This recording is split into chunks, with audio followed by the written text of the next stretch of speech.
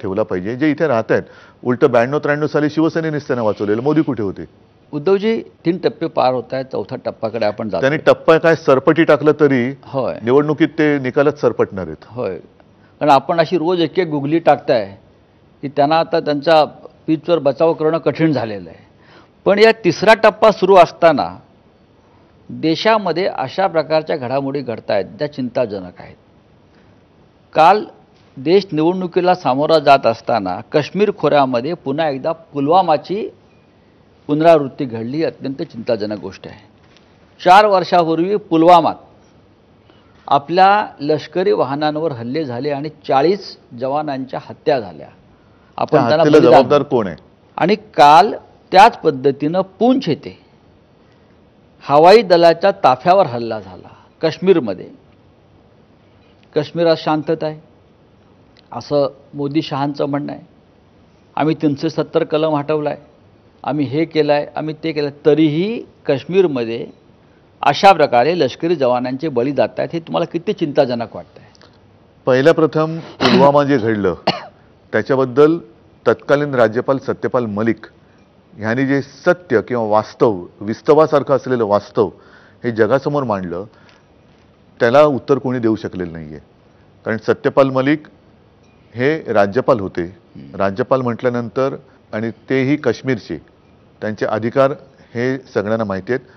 अधिकृत पदावरती असलेल्या, घटनात्मक पदावरती असलेल्या माणसाने जेव्हा हे भीषण सत्य जनतेसमोर आणलं त्याच्यावरती आज कोणी चर्चा करत नाही आहे.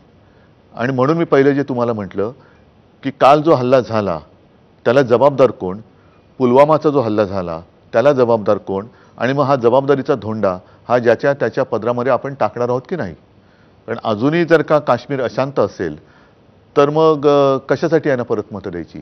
जर एका बाजूने लेह लडाखमध्ये असेल, अरुणाचलमध्ये असेल, चीन अतिक्रमण करतोय, रस्ते बांधतोय, आपल्या गावाची नावं बदलतोय, तरीसुद्धा आम्हाला काही म्हणजे सरकारला काय वाटत नाही. काश्मीरी पंडित अजून निर्वासित छावण्यात आहेत.